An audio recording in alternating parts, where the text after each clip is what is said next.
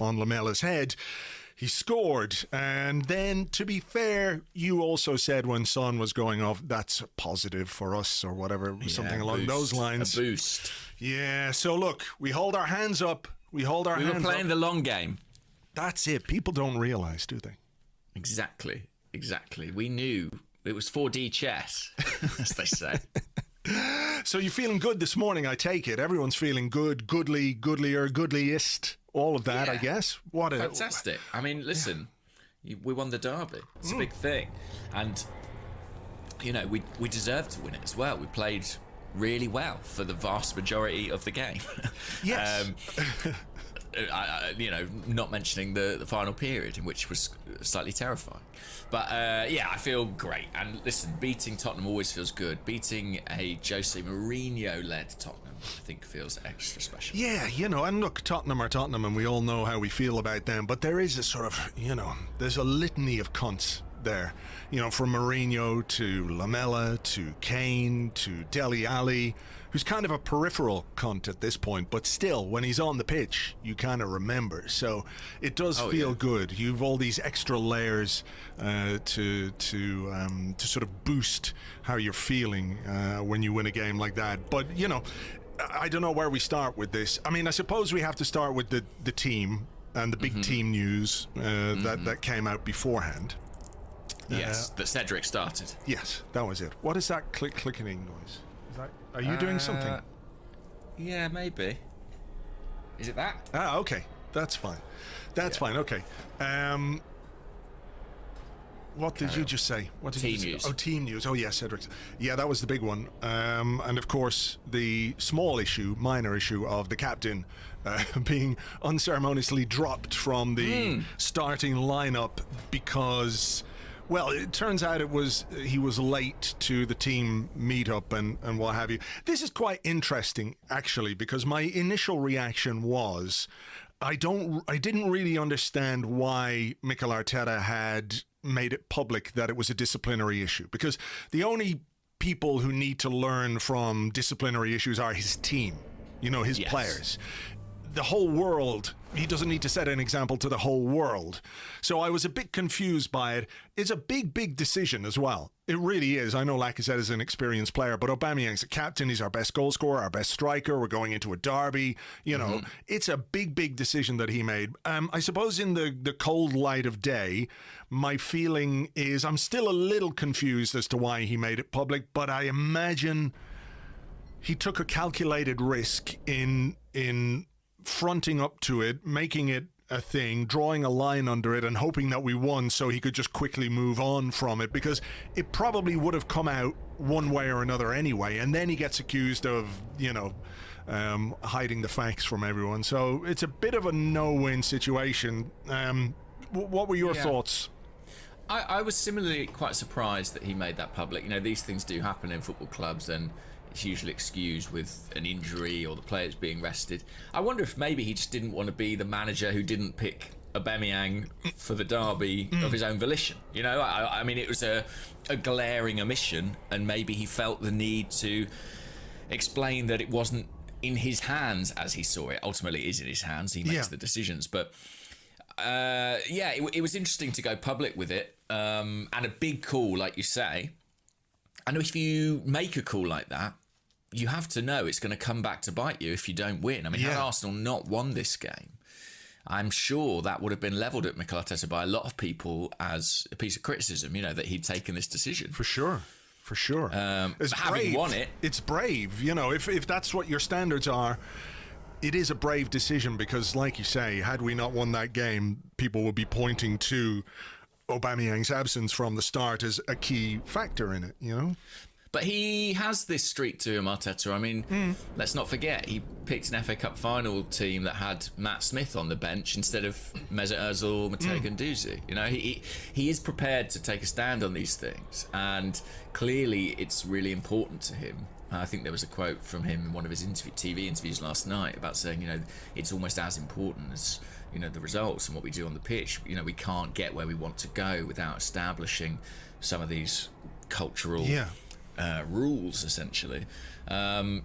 Yeah, it was a really, really big call, and credit to him, it paid off. He comes out of it looking very strong. His authority grows, and you know, presumably all will be well. And Aubameyang, he said Aubameyang's available for selection for the next game, and maybe he's learned his lesson. I mean, you know, it seems like a very meagre thing to leave someone out for, doesn't it, being late? But if it's not somebody's first offence, well, that's and maybe it.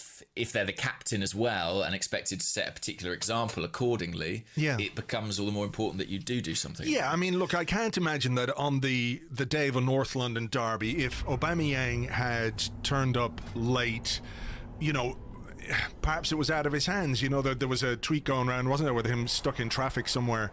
Yeah, I saw him. Yeah, I know you tweeted that as well. Yeah, so, you know, if I think any manager would say, okay, look, there was a traffic jam or there was an accident or whatever it was, you know, we have these standards, but don't do it again. I don't think you're getting left out if that's the first time that's happened to you, and it was just like, sorry, there was nothing I could do, stuck in traffic, you know, I called, I let you know I was on the way, blah blah blah. So, you know, I think you guys in The Athletic reported that it is not the first time that it's happened, so maybe he just felt, you know, it's one time too many. Yeah, he missed a COVID test earlier this year as well. You know, there've been a couple of other slightly lax sort of breaches of protocol, and also I think this is a slightly tricky one because I think the club were absolutely right to give him as much time off as they did for him to deal with the situation with his mother being unwell. But I suspect, you know, in Mikel Arteta's thoughts is, you know, we have, how can I put it? We have kind of done everything we can to help you in that situation, and so the least that you can do is abide by our rules. And I think that's kind of a reasonable enough position. Yeah. Do you think, I mean, we should draw a line under this quickly as well, because it's not the main talking point at all, but do you think, or do you have any concerns that it might have repercussions, or is this one of those things that, like, okay, he's going to be unhappy about not taking part in the North London derby, and particularly one that we've won, you know, to miss out on that enjoyment, you know, is going to be a painful thing for him. But do you expect it to, you know, for him to sulk or anything like that, or is this going to be something that's, you know, we move on from quickly? Yeah, I hope and think the latter. I mean, you know, we reported this morning that he left immediately after the game, didn't take part in the warm down.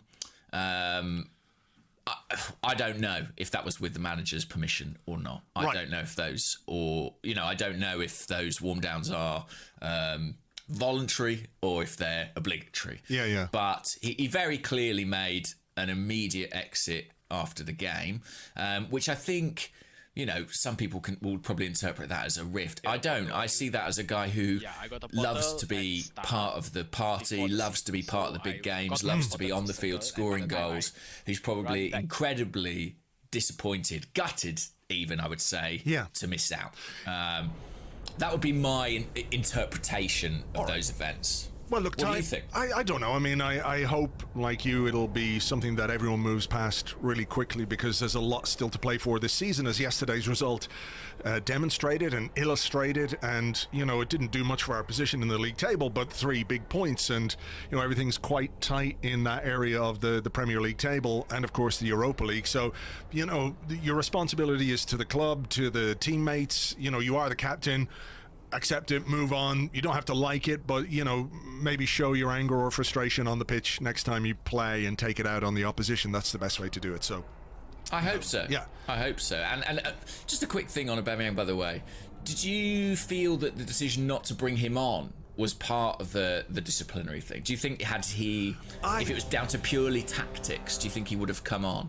I was looking for him to come on. I think I said on the live blog, we'll get Aubameyang on just before we got the penalty. And you used to get him on at half time, didn't you? Yeah, because I think, you know, listen, Lacazette scored the penalty brilliantly. It was a really great penalty, no question about it. But I thought he had a stinker of a first half. And I'm sure Mikel Arteta must have been a little bit worried, you know, about the decision that he made. He's put Lacazette in, and he didn't make the most of a couple of really good occasions in front of goal. You know, there were maybe 3 I can think of. There was one where Smith Rowe set him up brilliantly and he shanked a shot. There was another one where he stepped over it for some reason. The sensational dummy for Cedric 50 yards behind him. I thought that was incredible vision on the part of Lacazette. No, I agree. Listen, I don't think he had. There was another one as well. Good game. Yeah, there was another one. I think Saka put in a cross, and he was just caught on his heels. Put in a cross where he should have probably got there ahead of the. Maybe he did get there ahead of the defender, but he didn't move in time. So he didn't have a good game, I thought. So I was looking for him to come on. As the game went on, Pepe for Saka was a substitution, wasn't it? Then there was. What was the other one? I don't know. Elneny was the final one, right? Elneny was the last one. Yeah, Willian for Smith Rowe. Yes, I suppose you could make a case that all of those were tactical rather than any kind of punishment. Like Willian for Smith Rowe, it didn't work, wasn't a good change, it didn't help us in any way, but you could probably see why he chose to make that change. Yeah, I just wondered, because personally looking at the game, I was thinking, we've got to get Aubameyang on here for this last 15 minutes. Me too. I mean, maybe Elneny that's like what we have. We hold substitution. You take your striker off and you put Elneny on to sort of run around and press and what have you. I mean, I'm pretty sure Aubameyang could have done that if, he'd been asked to. So maybe, I don't know. But look, let's leave that particular situation to one side and talk about what was a really good performance from Arsenal in the first half. In particular, I think the way we played, some of the chances we created. Smith Rowe I thought was excellent on the left hand side. I thought Martin Odegaard was excellent as well. Very excited Kieran Tierney roasted Matt Doherty down the left hand side quite often, which was good. I mean, look, we should have been ahead. We had chances. We hit the bar. We hit the post. There was the Lacazette chance that he missed. I mean, they really did take Doherty apart down that left, didn't they? Smith Rowe and Tierney in particular. The combinations were fantastic. Yeah, and speaking to a few Spurs fans, actually, they were surprised he started this game, Doherty. I think a lot of people thought Serge Aurier might play just to kind of cope with Arsenal's athleticism and running power on that flank in Tierney. Doherty didn't have a good game at all. We really made him look very ordinary on that side, and I think a lot of the credit for that's got to go to Smith Rowe and Tierney, who dovetailed really, really well. I mean, Smith Rowe, he came into the team as number 10. And that's his preferred position. I happen to think he can really do this job from the left-hand side as well. I think it actually suits him, to be honest, to a certain extent. And I think having him and Odegaard in the same team just allows us more options, more variety, more creativity. I thought he was excellent. I mean, it is a big demonstration of Mikel Arteta's faith in him, isn't it? That he's starting him in a game like this, because he only came back from injury during the week, didn't he? Got a few minutes against Olympiacos. I think it is, and it also makes me think. We've been sort of kind of pondering about Willian starting on that left-hand side, and I do wonder: is it partly because he's kind of the best proxy for Smith Rowe? I mean, when Smith Rowe's been fit, he's played out there. In recent times. Yeah, I mean, look, he's only really established himself in the team under Mikel Arteta since the Chelsea game, which was December 26th, and now when you're starting in a North London derby, it highlights how important you are, or how important the manager sees you. There's a lot of potential, isn't there? I know Odegaard is not our player, and I think I've got a question or two about that for part 2, so we'll hang on to that. But that kind of setup behind a striker is you can see how you could make real progress with that as a team, you know what I mean? Definitely. And I think what Tierney did, what Smith Rowe did really brilliantly as well was he allowed Tierney to overlap, and that combination was really effective. I do think there is something happening in this team. It is tricky, because like you say, you look at the league table, you're elated after that win, and then you look at the league table and you sort of go, oh. But I'm quite big on this idea that maybe the league table does lie at the moment. I do feel like we're slightly better than we're showing. When it suits us, I guess it does. Yeah, exactly. Yeah, but Tottenham are above us. Yeah. But look, that's the part of being a football fan. It's been lying for years. Yeah. It's been really wrong since 2004, as far as I'm aware. Yes, I agree with you 100%. So look, we're playing well, and then they score what's clearly a fluke of a goal from Lamela. Yeah, he trips over his own feet, doesn't he, Yeah. Absolutely sickening, I have to say.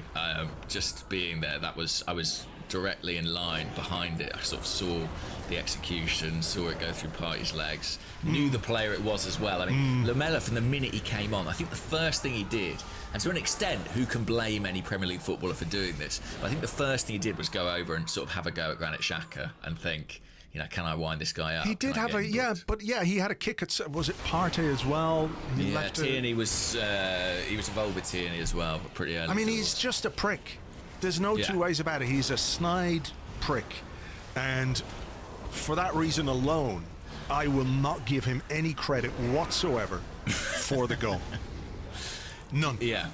I was just on Mark Chapman's podcast this morning, and I was saying, do you think Spurs will release a DVD just of the goal? That 1 minute of the game. Yeah. Very possibly. But yeah, listen, we don't have to give it any credit whatsoever. From an Arsenal perspective, any complaints? I maybe wonder if we could have closed down the cross-field ball from Bale a bit quicker. It's opportunistic, and sometimes it's really difficult to... I mean, it's not like we made a big error, like in the previous games. So, that was another relatively pleasing part of yesterday, is that there was no glaring error. There were a couple of iffy tackles late on in those final 10 minutes, which provided them with some dangerous situations, which we might not have looked on quite as kindly had something else happened. But, there wasn't the big error, the big clanger that has haunted us and caused us so many problems in the last few weeks. And that was their first shot. I remember seeing the stat come up, and it's like Arsenal 6 shots, Spurs 1 shot, 1 goal. It felt very fucking familiar and very Mourinho, and I didn't like it. I really, really, really didn't like it at all. Well, no, because it played into their kind of game plan. I mean, Spurs fans enjoyably are up in arms about their performance in this game. And I do understand it, because Mourinho picked the lineup he's been picking recently, which is a pretty attack-minded one. He had Lucas Moura in behind Kane, Bale and Son on either side. He had Ndombele playing as a deep midfielder rather than as the most advanced. It was a team that said they come here to attack and to go for it. And they just didn't really do that until the final 10 minutes. It was mental. It was like somebody flicked a switch on Lucas Moura and said, hey, you're good at football. You should, do things with the ball. Do you know you're Brazilian, Lucas? Oh, wow! Fuck, I've probably got some skills here. Yeah. I mean, yeah.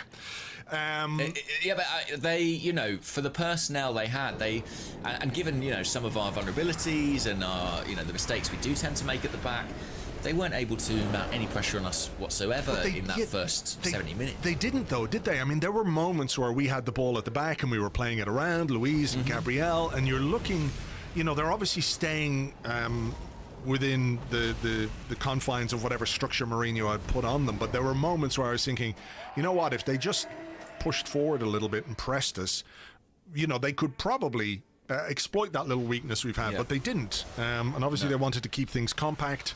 It was quite telling how we were looking for the long ball behind so often early on. It worked a few times. There were a couple of really great passes. One from David Luiz. Yeah, I spoke to Rafa Honigstein. He was at the game doing Sky Germany, and he said to me, I can't get over Spurs the way they play. He said, they play a high line, but they don't press.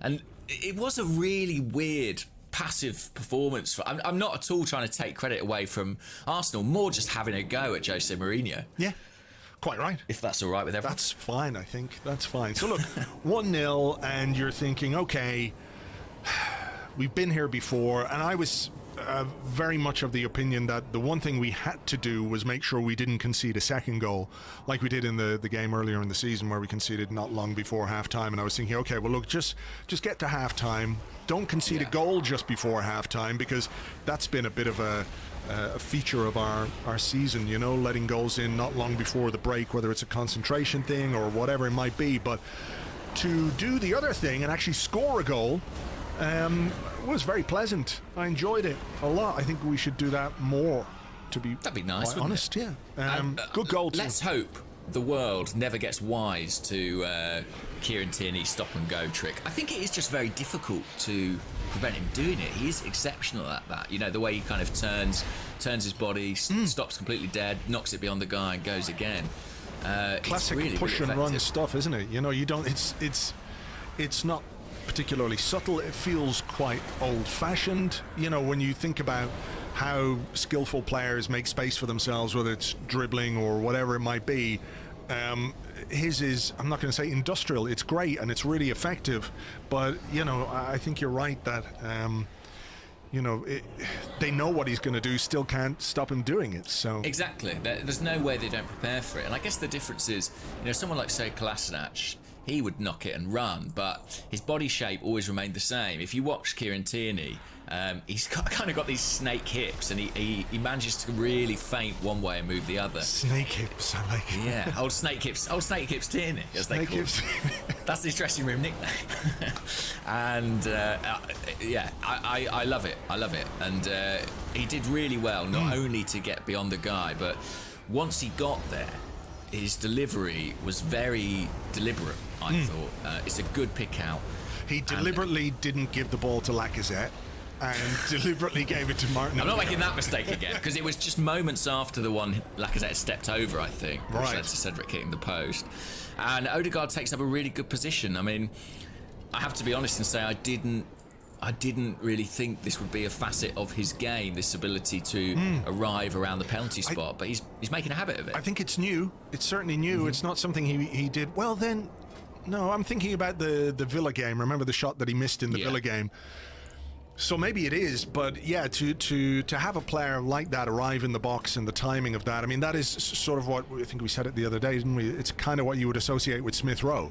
You know, he's that guy who arrives and who is in that position. But you know, Odegaard finished a little deflection off Alderweireld, but ball's in the back of the net, and it's 1-1 just going into half time. Can I ask you, were you as irritated as I was by Martin Tyler not understanding the concept of 2 minutes? Oh, you didn't see I was it. at the ground, so I was spared that experience. Right. So they announced 2 minutes of time added on at the end of the half, and it's about 1 minute and 20 seconds into that, and we have a throw or a corner, I think, towards the end, and Martin Tyler's like, well, the 2 minutes are up. Tottenham will be very unhappy now if Arsenal get something from this. You know, they don't know what the referee's thinking here.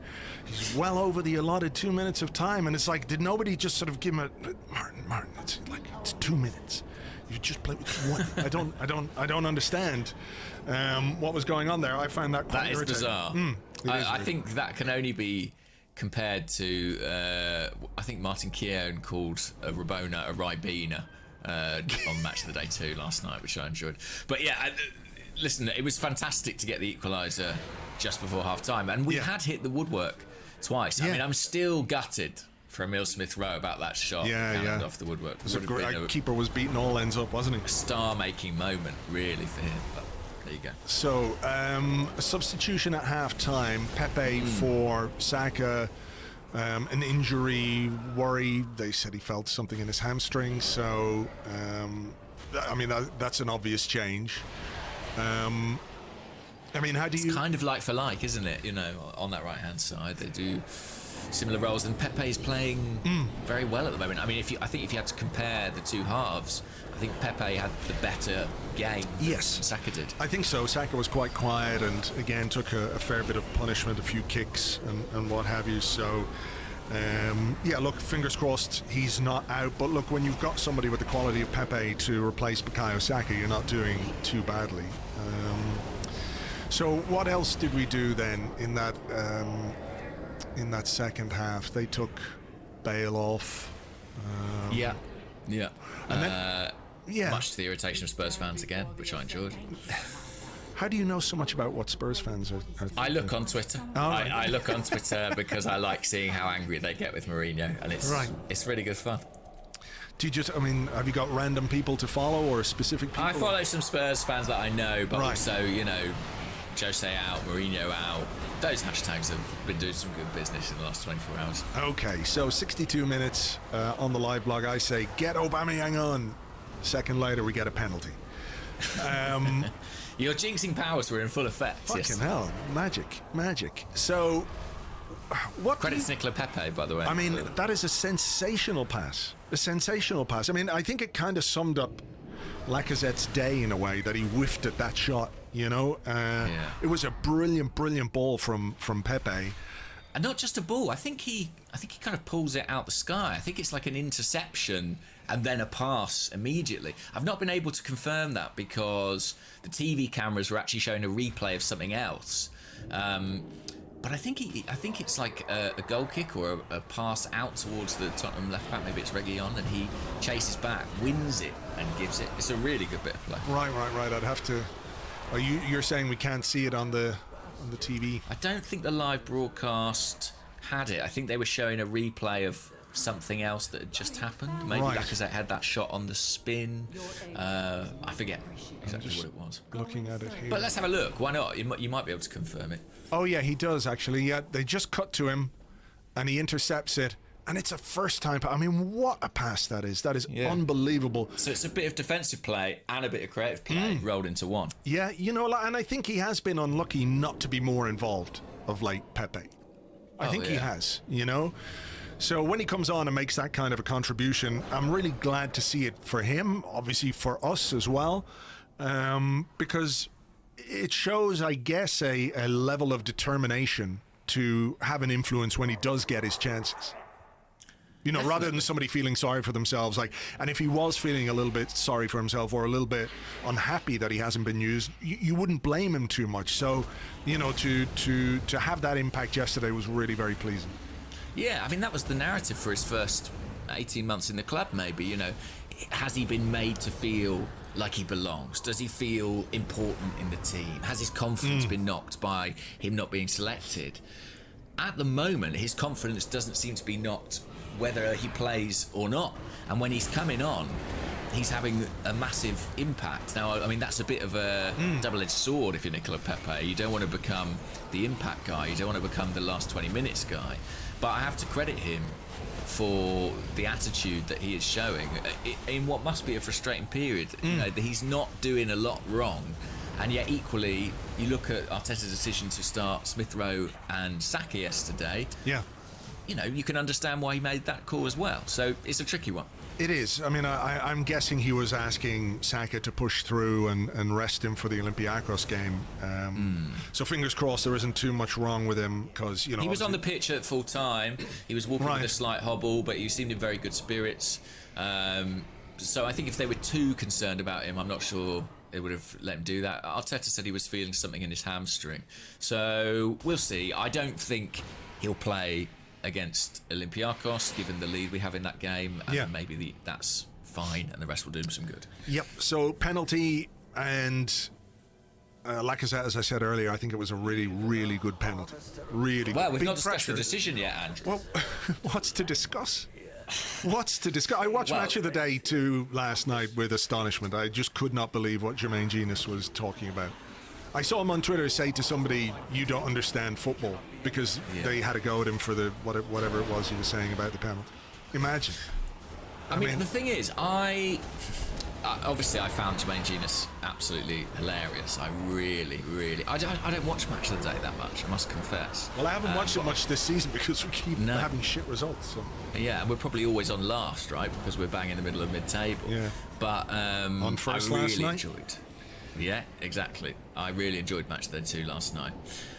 With the penalty, I think it is a penalty. I do kind of understand that idea of Lacazette. It's Lacazette's shot that carries through into the contact. Do you see what I mean? Like, in the same way that I felt like David Luiz didn't make that challenge on the Wolves fella, Lacazette basically kicks the Spurs defender as he comes across. So I can see why there's a debate about it. No? No. Not for me. I mean, I from a logic-based standpoint, perhaps. But I'm sitting here this morning with my Arsenal hat on, and no, I'm just... Oh, if anybody asks you what I think it's Stonewall penalty. I think he should have been sent off.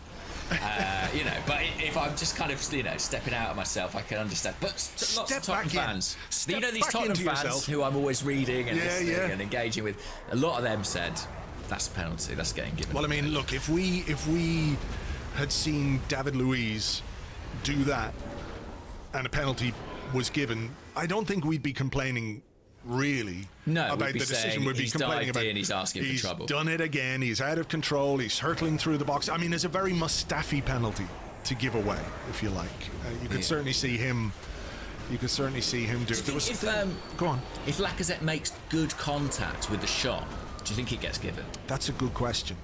That's a good question. Like if he forces a save from the goalkeeper or it's the post or something, I'm not sure.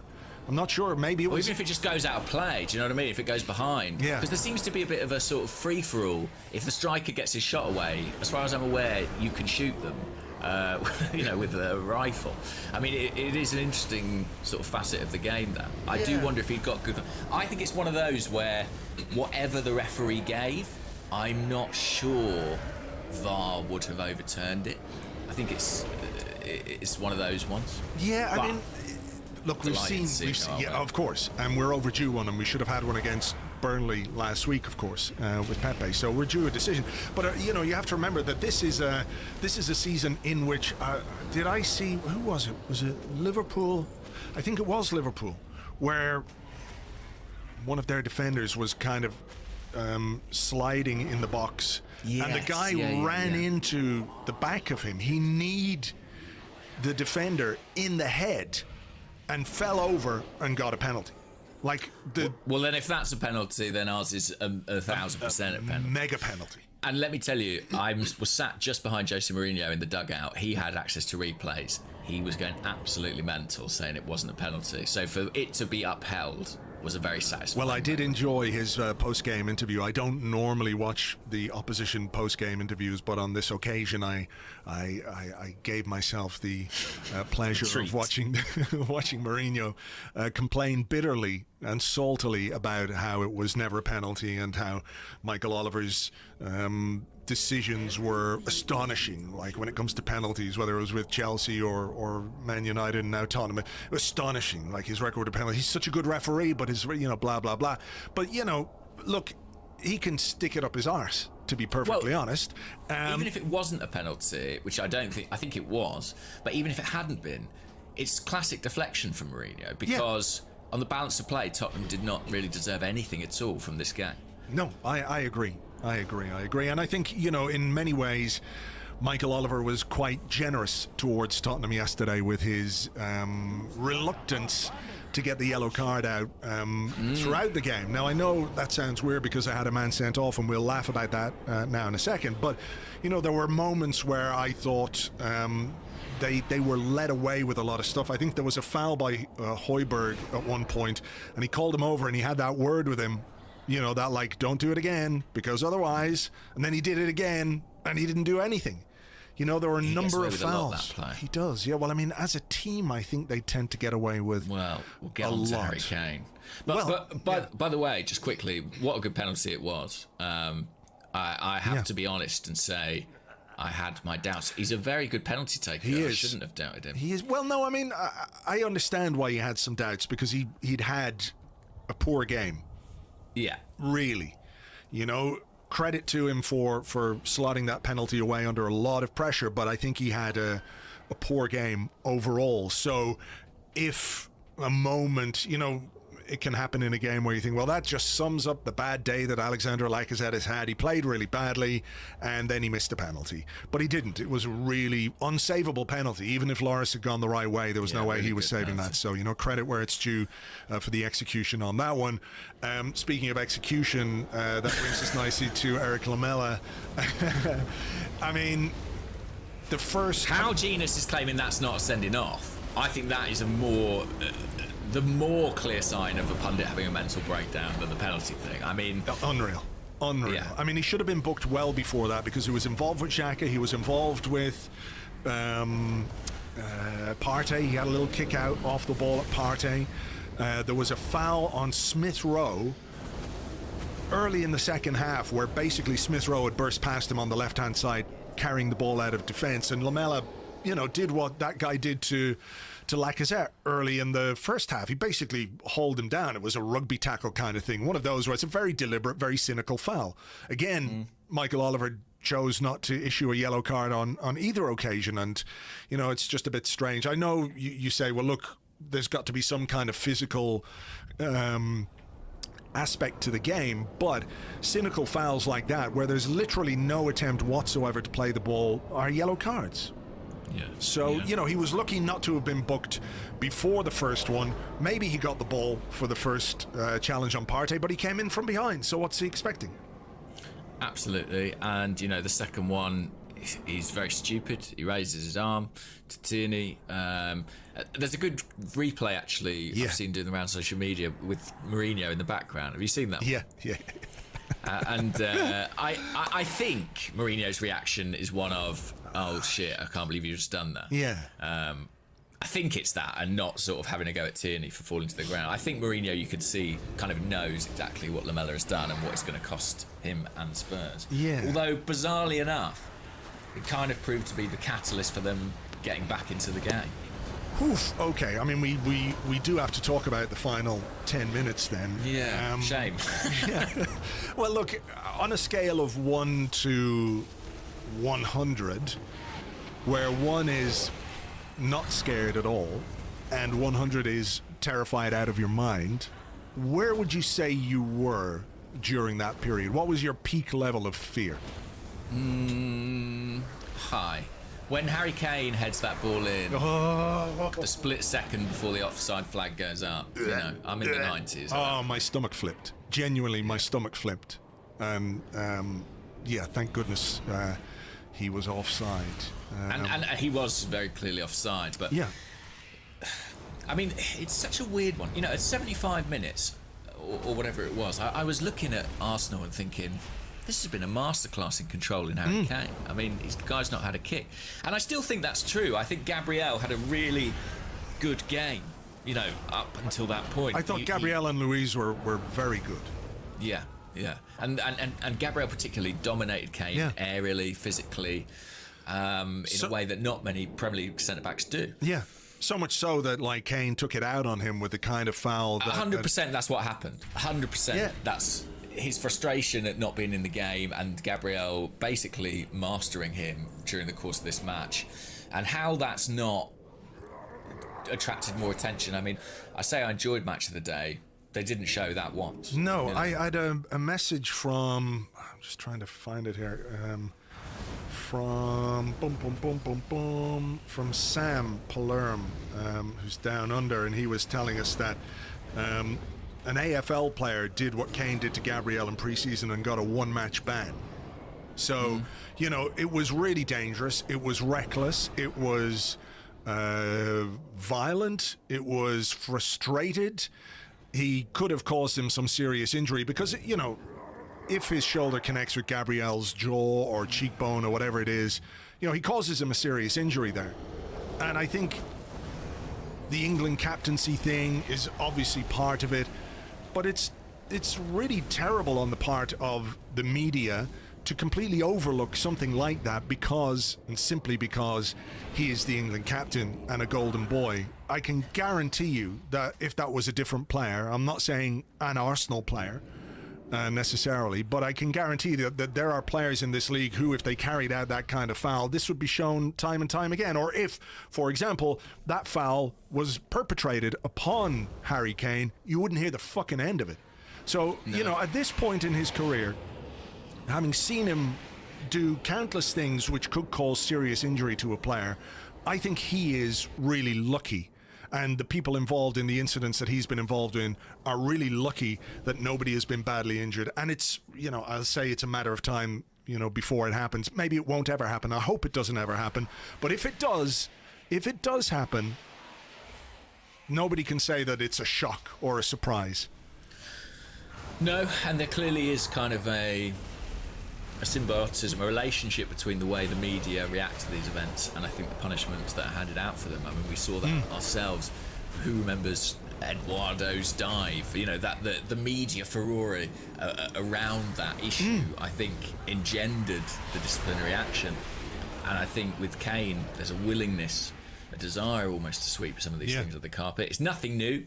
We all remember some of the stuff Alan Shearer got away with in his playing days. Yeah. Elbowing on people, stamping on people. Kicking Neil Lennon in the head. Yeah.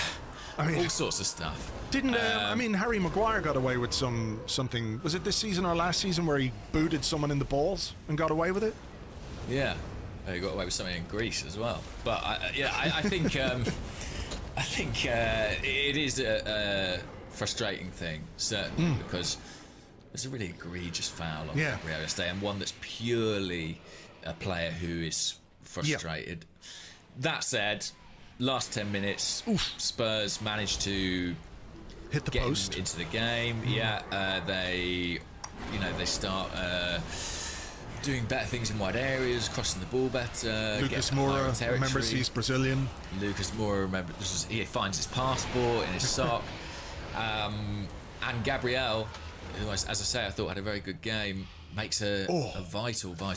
Unbelievable piece of defending that, because when the ball came back off the post, do you have any issue with Bernd Leno for that? I hadn't thought of that. I'd have to see it again. Let me have a look if I can find it now. Yeah.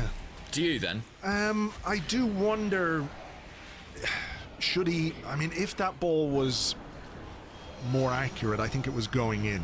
I don't think Leno would have got there. I could be wrong. I'd have to watch it back again myself. But I remember thinking at the time I had a little bit of a worry about his positioning. Let me tell you this, from within the ground, I don't know to what extent this was clear on television. Arsenal were terrified, I think. Yeah. They were really tense, and you could see it in the interaction between players. There were not rows, but very vocal disagreements. There was one where Xhaka fouled someone on the edge of the box, and he turned and he was furious with Luiz, particularly, I think, and Gabriel as well, for dropping off and allowing Spurs to come onto them.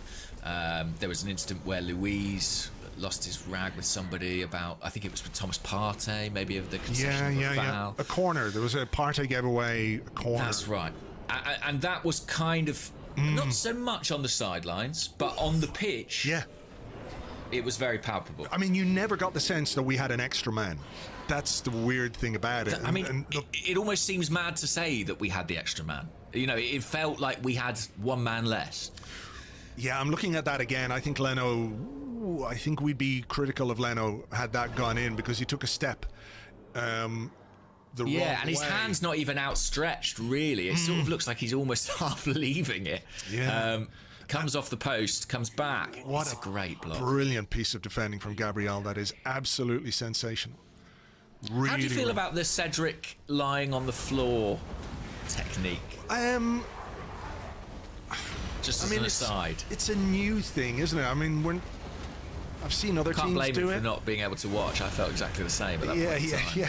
I mean, it's a I don't know. I mean, I'm guessing they're just trying to block the low shot under the wall. So the wall jumps, and to make your wall bigger, you have the guy at the bottom to block off any shot that's going to go underneath the wall. So, look, it looks a bit weird. We've seen it done a few times this season as well. Hector Bellerin has done it. I remember in one of the games, or a couple of the games, Hector Bellerin has been the guy behind the wall. So it's there to give your wall a bit more size. It's odd. Well, it is odd looking, yeah. And I guess Kane bends it around the wall. I can't quite tell from the does, angle. Yeah, I mean, the ball comes out and Sanchez has a chance to redeem himself, and it's just, sometimes in a situation like that, when Pepe had the shot against Burnley, that came off the bar, came off the guy's shoulder, and everyone was like, wow, what a block. And I was like, yeah, but he was just sort of stood in the way.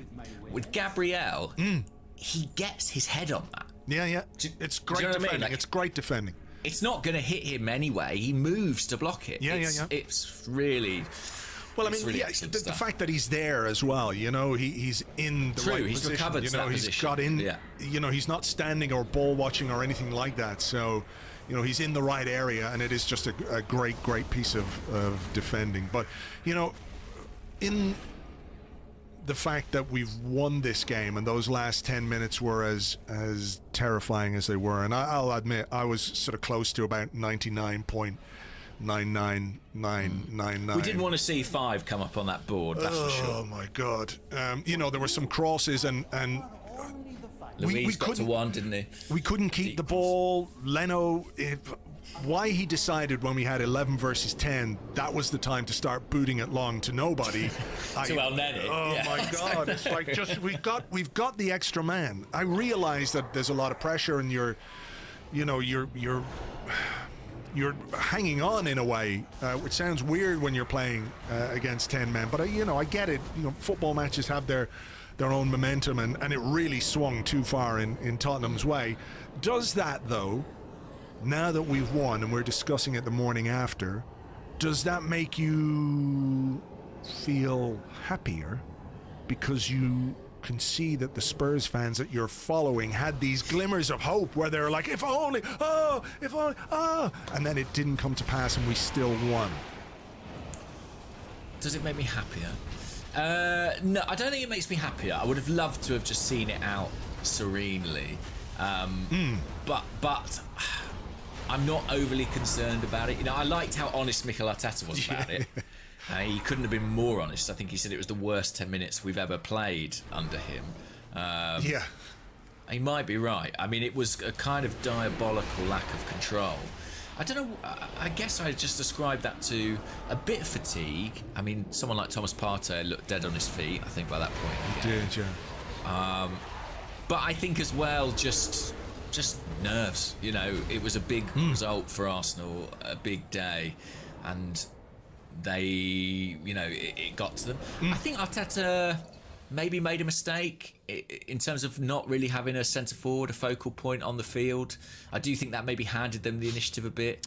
I don't know if Aubameyang was an option truly, but if he was, I think that would have given Spurs more to worry about at the other end and prevented them coming onto us quite so easily. Yeah, I agree. I think we should have had him on earlier. I think Lacazette was he faded a bit, as did Partey.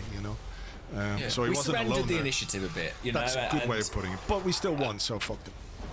Listen, I do think these North London derby games are generally mental, and I think it's very difficult to analyse them objectively. And to be honest, I'm not that interested in doing it. We won, Yeah. and that's all it's about for me. It's been a good week. All in all, it's been a good week. We did have that big win in Greece against Olympiacos, and I know there was a sort of stain on the tablecloth, if you like, in terms of how we conceded the goal that we did. But we did score 3 away goals in Europe, and when you were looking at the week that was coming up, Olympiacos, then Spurs, then Olympiacos again, I was hopeful, obviously, but not hugely confident that this was going to turn out quite as well as it did. So it's really great this morning to sort of wake up and not feel a sense of in the pit of your stomach, and instead it's excitement and it's enjoyment, and there's schadenfreude, and there's things to like about what we did and how we did it, and encouraging things about the way that we played. And Tottenham lost, and Mourinho is sad, and Kane is sad, and Lamela got sent off. It's a cocktail of glee, if you like. That's not Absolutely. a cue for a song, by the way. And Arteta breaks his Derby duck, I think, here. I mean, he's beaten all of our other big rivals. Now he's got the first win over Spurs. Just a shame, as always with these games, not to have the fans there. Yeah. It would have been a really fun one. It really would have. It really would have. I mean, They would have really enjoyed seeing Jose Mourinho losing his shit on the touchline. I'm certain of that. But would you have had the chance, James, to take a selfie with Mourinho looking distraught in the background if fans had been there? That's the other thing. Can I tell you what happened there? So Yeah. I was basically at the end of the games. Typically, they they do all the post-match TV interviews. The managers, it's quite amazing actually. They have sort of 4 little screens set up. They do them in front of, and they just go one by one by one by one. They get asked the same questions by everybody, and they give slight variations on the same answer. But it's quite fun to listen into those and see if some of those slight variations provide you with any insight. And Mourinho had reached the end of his, and he was doing his last interview with a couple of people. And as I walked by, I was just making my way out the stadium. I could hear him talking about the penalty and complaining about it. And it just made me laugh and smile so much that I thought, I'm going to capture this moment for posterity.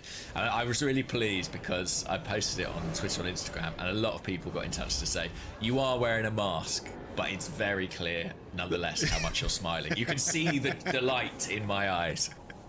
Smiling with your eyes, James. Yeah. Listen, he is our mortal sworn enemy. Yeah. And may it always remain the case. Yeah. People shouldn't overlook that. There's some great pictures doing the rounds as well. There's one with Arteta and Cedric. Yeah. And it looks like they're kind of going, look at that cunt, look at him. And they're probably not. I mean, they could be. I hope they are. But, Mourinho kind of has this look on his face as well. Glorious.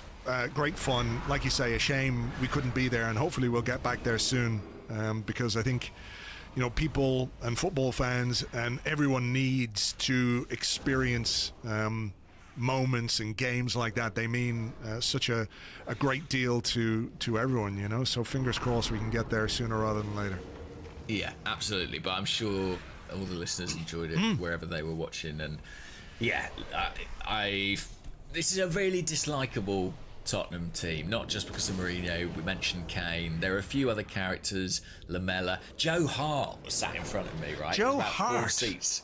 Yeah, he's their sub goalie. Oh, yeah. And he was about 4 seats in front of me, and he kept shouting at Harry Kane, "Come on, H, you can do it, H. It's coming, H." Oh, and it never did come. Never came. I was so pleased.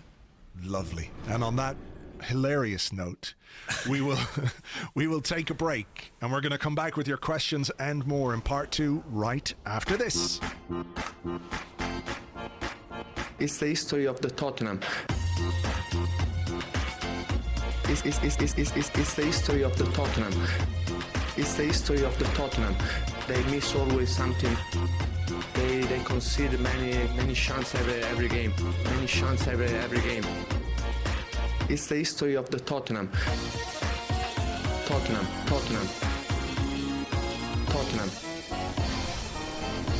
It's the history of the Tottenham.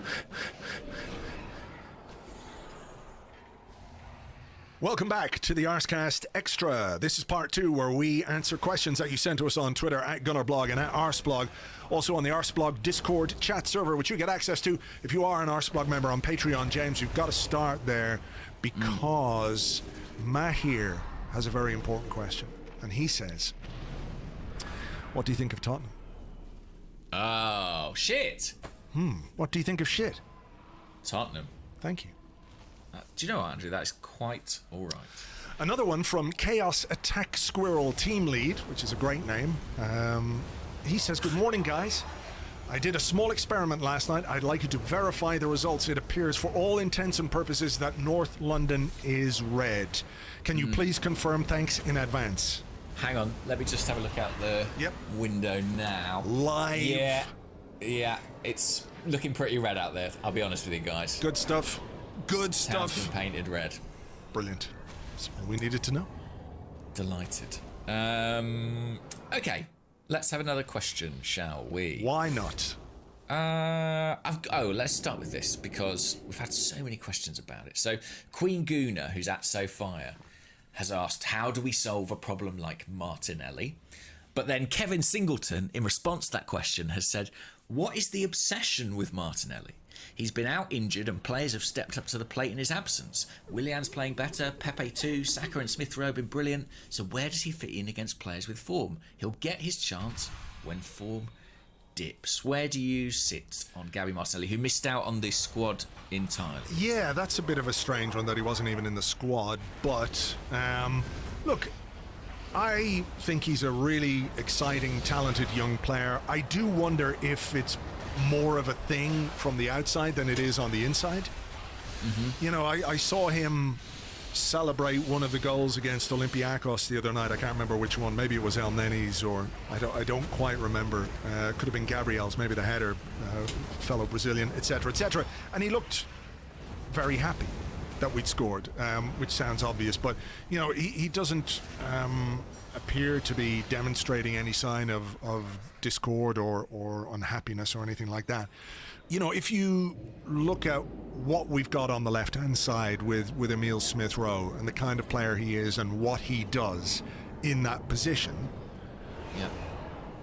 that's not what Gabriel Martinelli does, and that's not who he is. So, it seems like, what we want to do on the left-hand side in particular games doesn't really suit him or the way that he plays.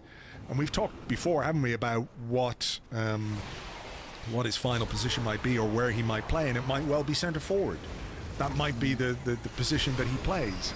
So to play there, he's got Aubameyang in front of him and he's got Lacazette in front of him, and for a while he had Nketiah in front of him as well.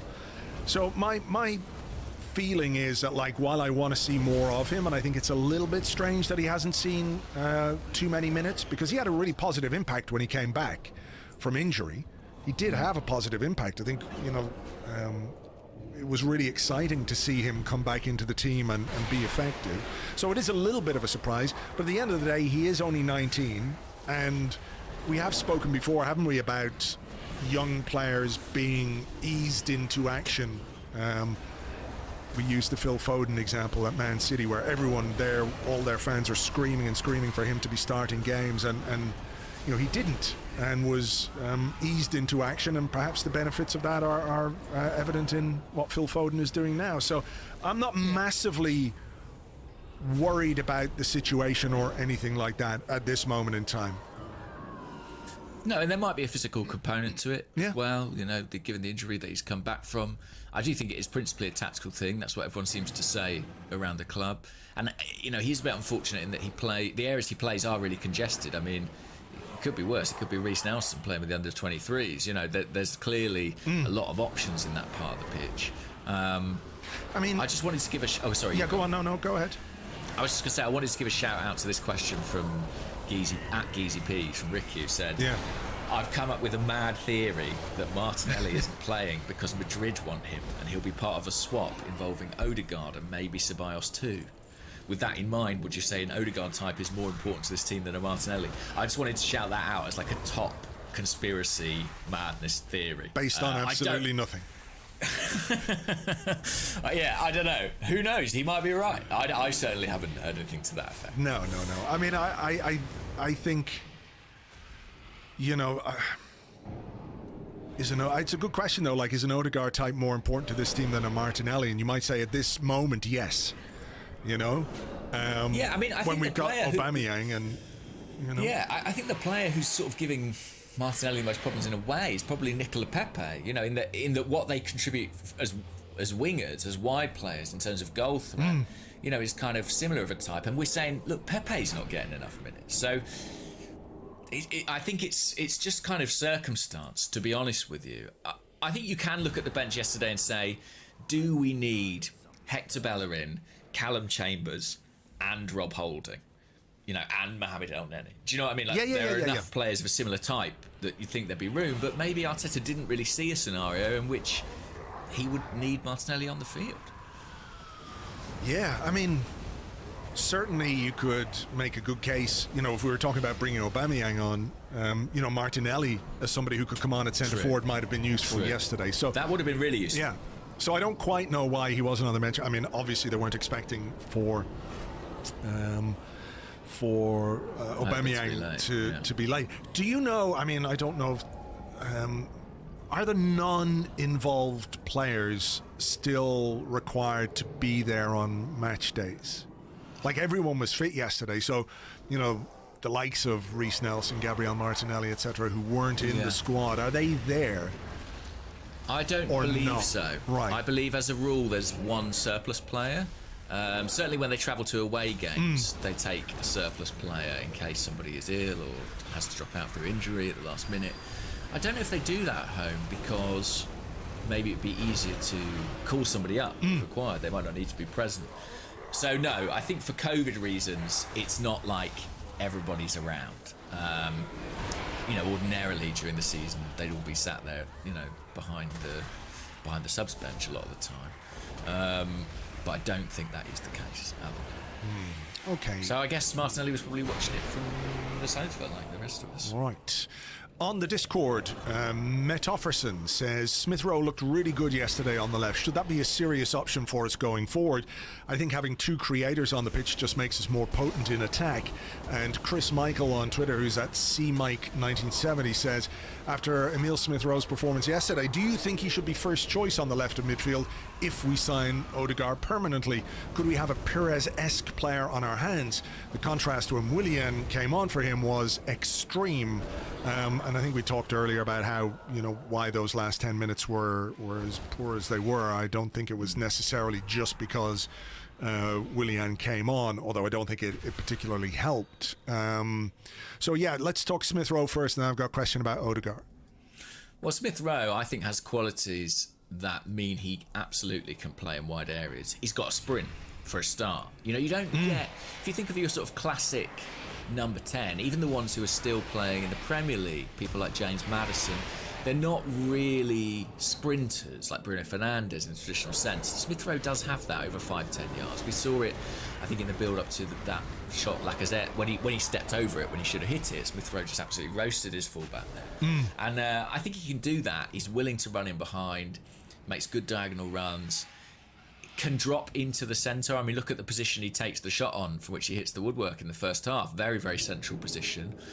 There is a kind of natural, if you think of our formation as it kind of gets laid out at kickoff on the TV graphics, there's kind of a natural pull over towards the right flank because Odegaard wants to go out and play there generally a lot of the time, and Smith Rowe can come inside a little bit and create an overlap for Tierney. So I think it really suits him, and Arsenal have got a great history of some really talented, theoretically central playmakers who've made very, very good careers on the wing. You'd have to think of, Perez is a great shout, but there've also been people like Andrea Sharvin, Tomasz Rosicky, Sam Nasri, Freddie Ljungberg as well. Freddie Ljungberg, they've all played from wide areas and fared really, really well. I mean, Freddie himself, I didn't see the TV coverage, was apparently a little bit, not critical, but sort of queried the decision to sign Odegaard, given that Arsenal have Smith Rowe, because he really sees Smith Rowe as a central player. I just think he's so versatile.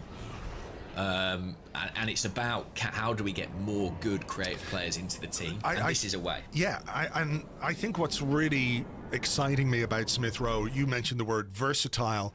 I'm not sure, it's not that I disagree with it, but I think, maybe I am agreeing with it, but I just think that you can put him into a number of positions. Perhaps that's the very definition of it. I don't know what's happened to my brain. He's kind of multifunctional. Yeah, but he combines with everyone. Like, he's not just, you could put him anywhere and he will work, if that makes sense. He's like one of those adapters you buy when you go on holidays.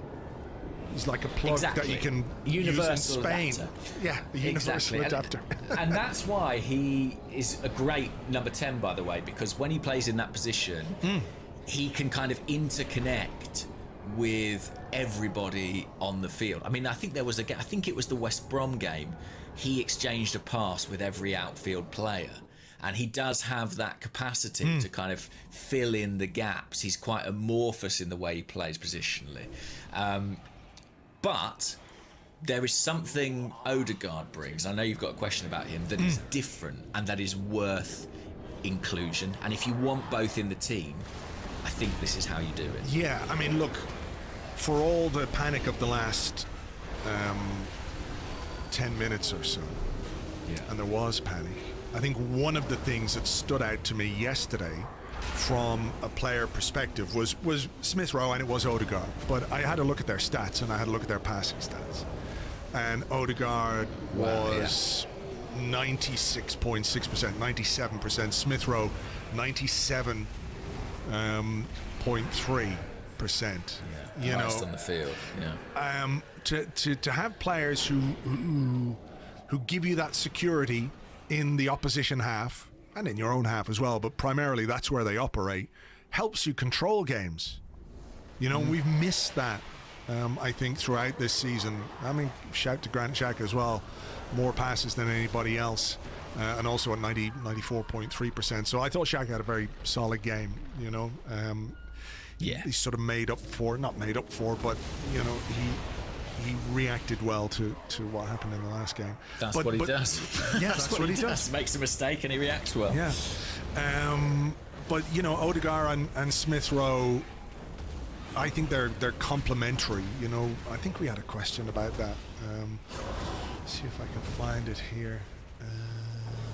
I think they are too. Yeah, Sean Adams, who's at Sean Adams 13, said, was yesterday proof that Smith Rowe and Odegaard are not alternative number 10s, but are best used in tandem to create dangerous partnerships on both sides of the field at the same time. And I think there's something to that. They can work together. Yeah, and I think we've seen a bit of an uptick in terms of our performances at right back, whoever it's been, whether it's been Cedric or Bellerin. And I think Odegaard's part of that, because I think he creates some nice partnerships, some nice triangles and options on that side. I think both can play centrally, and sometimes you will want to rotate them, but after seeing them together yesterday, I think it's a really exciting prospect, and I think they are complementary, because I think fundamentally they have different attributes. Yeah. There are things they share, but there are things Smith Rowe does, that sprint being one of them, that Odegaard doesn't seem to be able to do, but things technically Odegaard can do that are really sublime. And Arteta spoke yesterday about the defensive shift that Odegaard put in, and I think maybe that's something that hasn't attracted as much attention, but he has worked exceptionally hard since he arrived. Was it in the terrifying 10 minutes, or was it earlier in the game where he got back into the box? Yeah. Oh, it could have been earlier in the game, actually. I'm just going through. Maybe. I mean, when it was early in the second half. Sorry, apologies. Early in the second half, where Spurs had a little bit of possession early on, and there was a moment where he got back from quite deep to defend in our box. It was a very important piece of defending. So yeah, you're right to point that out. Yeah, I was just going to say, when Aubameyang's been playing, Odegaard has almost been, when we've been pressing or defending, Aubameyang's dropped left off, and then Odegaard's been defending from the front. He's made a really big contribution. I mean, for a loan signing in January, it's been a really good piece of business so far. All right, so let's talk about him a little bit. On the Discord, Bunana, what's my name, says, really surprised, happy with Odegaard about how he went about his pressing duties, applying pressure all the way to the end of the match. Can we see him actively commanding, leading the press, coupled with his technical ability? What a player we have on our hands. Could be a real bargain. Should we sign him on a permanent basis, and if so, what would be the right price and what would be too expensive? And Mark G says, Odegaard is starting to show what a talented player he is, and I think most Arsenal fans would like to keep him. A lot depends on the player himself and whether he wants to make the move permanent. Do you think the lack of fans in the stadium will work for us or against us in that regard? I can see it from both sides. In terms of helping us keep him? Yeah. Well, we might have 10,000 fans for the last couple of games, so a huge onus on those guys who desperately plead with Martin Odegaard. I don't know. I hope we can keep him. I really do.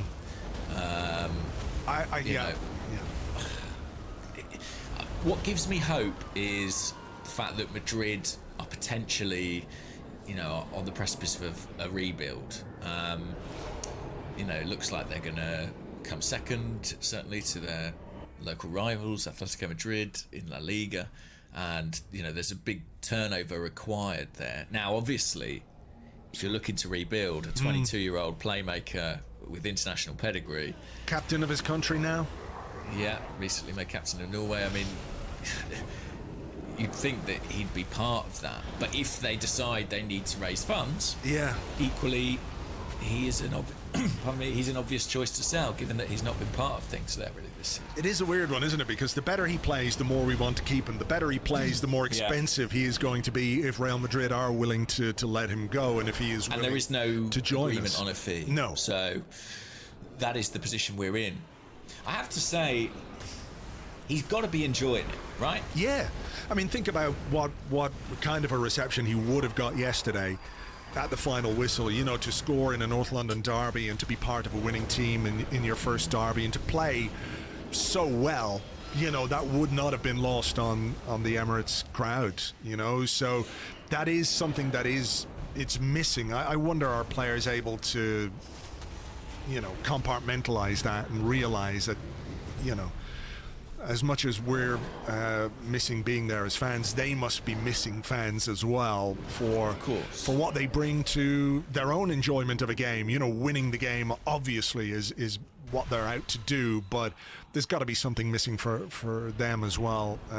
So I do wonder how he can feel the love from the fans. It could be a factor. Well, if I know anything about the Arsenal fans, it's that they've got a very active online community. Really? And I'm sure I'm sure people are letting him know that he's appreciated. Whether or not that has quite the same emotional impact, I don't know. But it's not easy to find players like him, I don't think. You know, and I don't know what kind of spending power Arsenal will have this summer, if any, but he would be a very good start, a very, very good start. If we could somehow get a deal done there. I would like us to do it. I hope we can do it. It might require some, you know, another loan from creative accounting. Yeah, buy some Bitcoin, stand by Bitcoin or something, and oh no, it destroys the planet, doesn't it? Bitcoin. Yeah. I don't know, and I have no idea what the kind of ballpark figure would be. But if it's between, you know, if there's a player we can buy from Madrid that we've currently got on loan, for me it's certainly him. Yes. He's the one. Not the other one. No, the other one's not a bad player. No, I just don't think he's as good as Odegaard or as valuable to what we I don't think we need want. him as much. Yeah. And I think it's easier to find someone who could do a similar job. I think Odegaard has a real quality to the way he sees the game and the passes that he's able to make.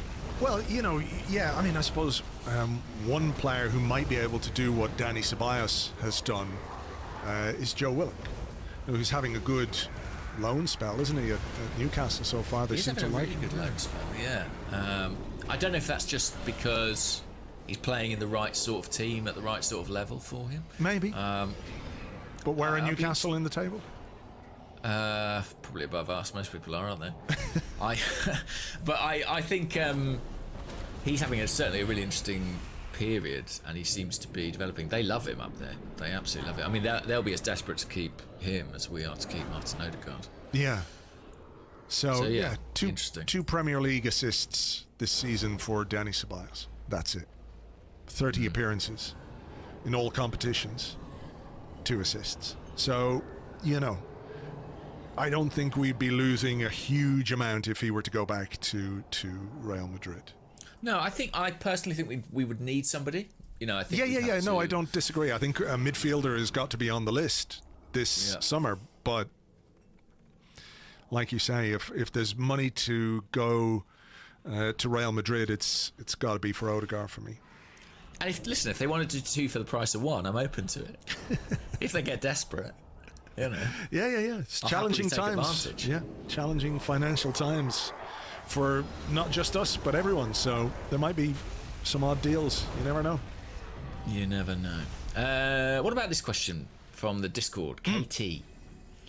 Where do you think we are in our progression back to the top compared to Spurs? Personally, I'm convinced that we are comfortably a better team than them, despite the table, and this was confirmed by our dominance yesterday. And then with our comparative run-ins, St Tottenham's Day in a season where Arsenal fell out the Big Six and Spurs were title contenders would be the sweetest of all. I struggle with this kind of question because I could not give a fuck about Tottenham. and their Right. progression, or where they are, or what they're doing. And I wasn't particularly impressed with them, but Mourinho's a very experienced manager. Yeah, I mean, the idea that people were talking them up as title contenders earlier in the season is just ridiculous, obviously, because we all know of the history of the Tottenham. So, it's like people haven't paid any attention. I'm just more concerned about who we are and what we're doing. And I know there is, when we're better than they are, it's nice to say that and everything else, but I think we just need to focus on what we're trying to do and not worry about them too much, if you know what I mean. Does that make sense? Like, I just prefer to see what we're doing and how we can continue to make some progress and how we can win more games and get back to where we need to get to without holding us up against Tottenham.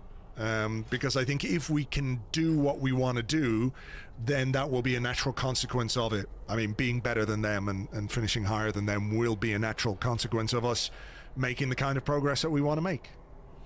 Absolutely. And I do think when you look at our kind of key players, our best players, there are some really young players in there who are improving all the time. I mean, look at Smith Rowe, the way in which he's blossoming.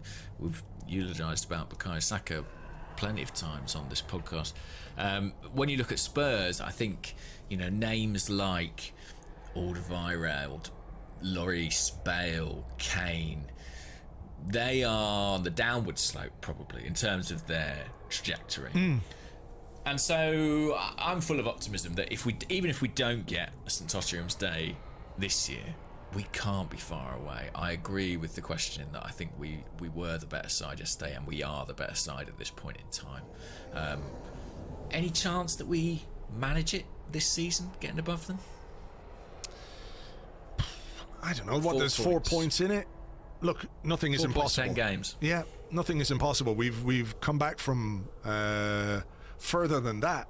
If you remember, there was 1 year, wasn't there, we were 11 or 13 points behind them with, I can't remember how many games left, maybe 10 games, maybe a few more games than that, but that was the whole negative spiral thing, and we came back to finish in the top 4. So look, as I keep saying, game by game by game by game for what's left of this season. There's Just no... having a look. They've got to go to Man City. That's their final, actually. Apologies. No, they've got to go to Leicester. I don't know. I mean, we'll see. I would love it, but yeah, game by game. Let's just get the points on the board. Game by game by game, and then see where we are, and if we can, continue to make progress. All well and good. From the Discord, Duran says, "Hi gents, great win. Ecstatic to beat Mourinho." But he said when Partey misdirected a pass, we talked about this a little bit earlier, leading to a corner for Spurs, Luis started shouting at Partey, which led to another mistake and a giveaway to a Spurs player, leading to further shouting from members of the team. I understand that at the professional level and during high-stakes Premier League games, there's no time for mercy and forgiveness. The fiery emotions can't be contained, but every player is motivated differently, and it seems that all this shouting at Partey only worsened his confidence for the rest of the match. What are your thoughts? I don't think the shouting had as much impact on Partey's performance as the physical aspect. Yeah, I would agree with that. I actually came out of yesterday's game with a sort of... I was probably a bit unfair on Thomas Partey, because I sort of came out of the game thinking, I don't think he played very well there. I think that my opinion was sort of coloured by the last 20 minutes. I think he was actually pretty good up until that point. Yep. And then I think he just sort of ran out of steam. The shouting thing is interesting because we can look at it and go, well, that's a sign of panic or anxiety. But then if Arsenal were quiet in that period and people like Luis and Xhaka weren't stepping up... Where's the saying leadership? Stuff, exactly. And we'd be saying, you just need somebody to take charge and show a bit of direction and show a bit of leadership.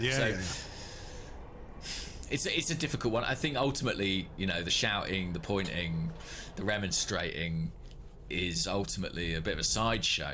I think it's about what you do and can you play. Sometimes leadership is about, can you play with a sense of calm? Can you be in control in tense moments? And we didn't really manage that yesterday. Yeah, I really just don't have any issue whatsoever with players, unless it who was was it Lee Bowyer and Kieran Dyer? Had a fight on the pitch. I mean, you don't want that. I mean, you do want it when it's the opposition. You want to see that all the time. You want to see. Bender and Adebayo, didn't they? Yeah, they'd have. Yeah, that was during the Birmingham game. So, but in general, I don't have any problem with players arguing or whatever on the pitch. You know, it's just part and parcel of football, talking, and sometimes the talking gets a bit intense, or there's a need to sort of, get somebody's head right. Like, it can be a positive thing being shouted at or being a shouter. You're telling people to just book their ideas up. It happens at every level of football all the time. And I don't think a professional player like Thomas Partey is going to go, oh my God, David Luiz shouted at me. I feel... He played for Diego Simeone. Do you know what I mean? I think surely he's been shouted at a few times. And I think you're right. It's the physical aspect of his game which let him down. I don't think it was the being shouted at that led to the mistakes. I think there's a fatigue there. He's not quite ready to do the 90 minutes. Maybe that 90 minutes will do him good, in terms of making him, better in the final stages of games. He hasn't played 90 minutes for us very often, and he's had some physical issues throughout this season. So, that was an intense game yesterday as well. And before that, I thought he was very good. Made some excellent passes, made some tackles, took some shots. I mean, I think he needs to work on his shooting. It's a funny one, isn't it? Because, he scored some good goals for Ghana. I feel like it's becoming the David Luiz of with his free kicks. He did it for Brazil once, but I like his willingness to take the shot on. I think that adds something. But I did think of you yesterday, actually, when the couple went very far wide. Here's a question from Mark Morrow. No relation to Steve, as far as I'm aware. In rugby union, the England coach has finishers. This involves leaving some of his best players on the bench to come on and finish the game when the opposition are tired. Is it possible that Arteta sees Pepe as our finisher? I don't know if that concept necessarily applies to football, because it's a much lower scoring sport than rugby. And less substitutions. So no, I don't think so. I just think he's been a little bit unlucky to be left out of the team.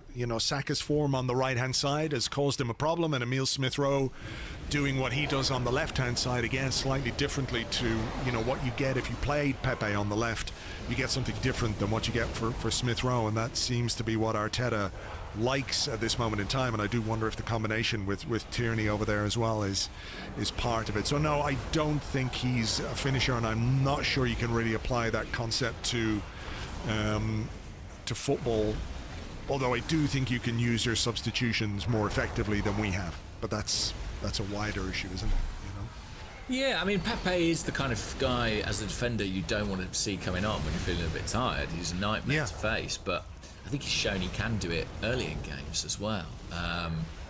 Certainly the Leicester game, he looked at it right from the first whistle. So I mean, listen, I feel like I say this every week. I'm optimistic there'll be game time for him in the next 7 days. You'd think he's got a good chance. I think he'll start on Thursday. I think he'll start on Thursday. I did too. Here is a question from Ashley Moss, who's at Ashley Moss 4. He says, "Morning, guys. I thought Tierney was outstanding yesterday. Should we already be considering giving him a new contract? If he keeps playing like this, surely people will start taking notice of him. So giving him the new deal now makes sense." Yeah, I agree with that, actually. I think if you look at the expectations when he arrived, they were good, but I don't think anybody thought he'd be quite as good as he has been. I think he's clearly one of the most important players. Also, he's the right kind of age. He's the kind of age, early 20s, that we want to build around, who can be part of this team for the next 5 years and beyond. Exactly. Those are he'd be at the top of my list. Yeah. Me too. Do it. Yeah. Do it. I think it's him. Smith-Rowe is a contract conversation that needs to happen. I think there's a case for Bernd Leno as well, but Tierney, I would absolutely pay him whatever he wants, and I think it's right to say he'll be looked at. I don't think that just because he's Scottish, and he came out from Celtic. I don't think we've got any divine right to him. I think clubs will be looking at him. For sure. But I do think this is the kind of club at which he could be very happy, if you like, for a long period of time. Well, again, do you know what I mean? How fans would react. I think how fans will react to his performances, Yeah. He was adored in Glasgow, and he would be here in full stadiums, and it's a shame he's not getting that reception week in, week out. He'd have a song by now, wouldn't he? Does he have a song? He doesn't. Not one that springs to mind. Do you know, that was actually the moment I felt the absence of the fans most plainly. It was when Emil Smith Rowe was substituted, and you were like, this is a standing ovation moment. Yeah. It should be like a kind of coronation of like, hey, you're not a kid, you played today in the derby, probably, maybe Arsenal's best player. Yeah. He really, really deserved that ovation. They should have piped one in.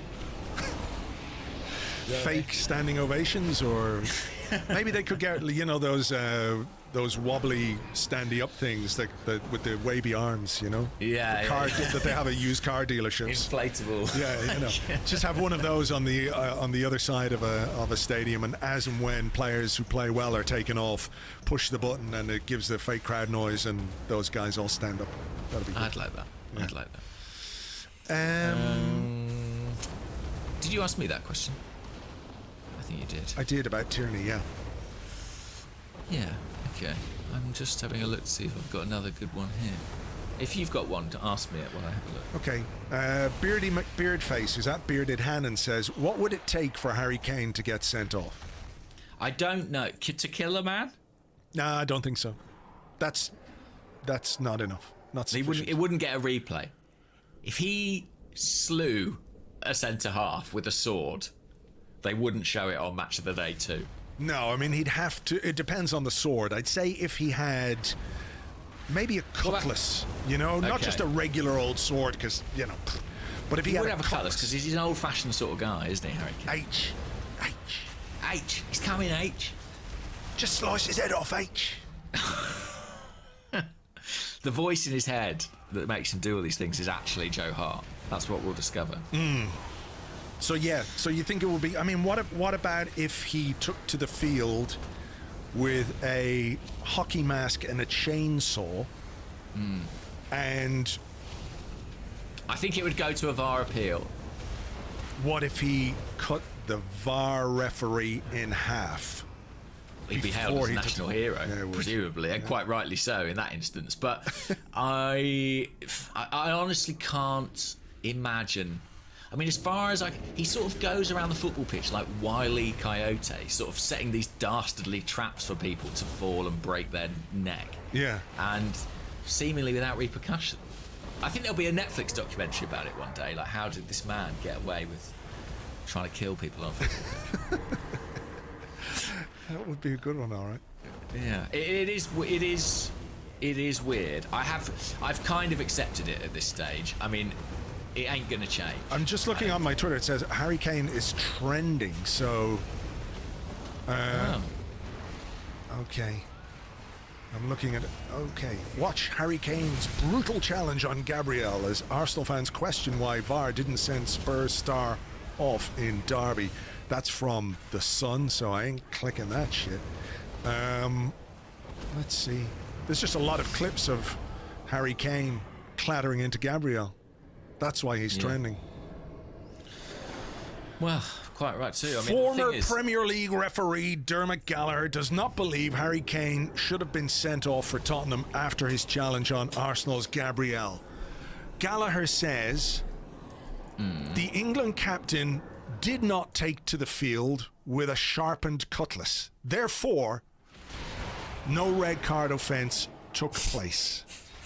So, look, you've got it straight from the... Well, there you go. The horse's mouth. Yeah. This was quite it's a strange question. Petrucci Koig says... Come on, you gunners. Says, do we need a left-footed centre-forward option? The plethora of pullback chances we create on the left sometimes feel wasted, as the sharp angled shot on their weak foot is far from Oba or Lacker's bread and butter, while having deeper lying left-footed runners like Odegaard and Pepe is great. Martin is perhaps set to leave soon, and Pepe is a variable asset on the right. So do we need a left-footed centre forward? Who's set to leave soon? Odegaard. Well, yeah, I think he means presumably if he goes back. Okay, yeah. Sorry.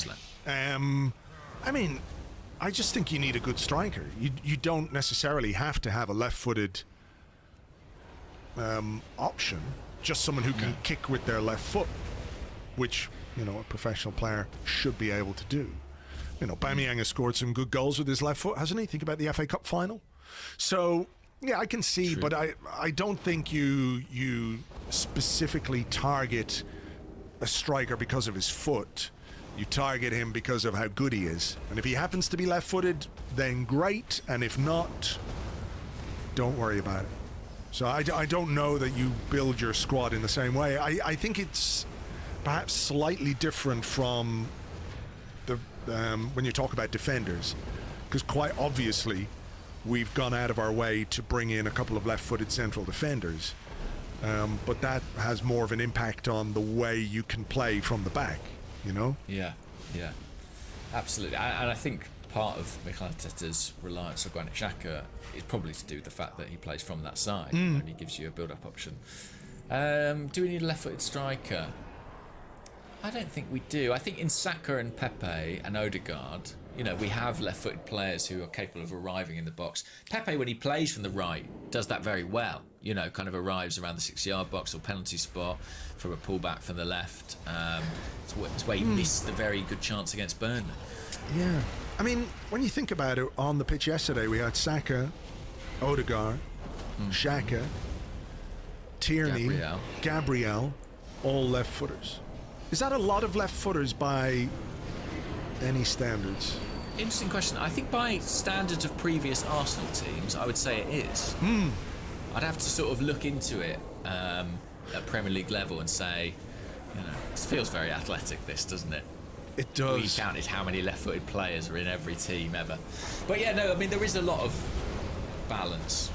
And one of the things, you know, I think that's sort of become maybe clear about the way Arteta wants to set this team up going forward. I think he likes having a left footer on the right. I think he likes having a right footer on the left. I think he likes the natural kind of underlap and overlap that creates with the fullback outside them. Yeah.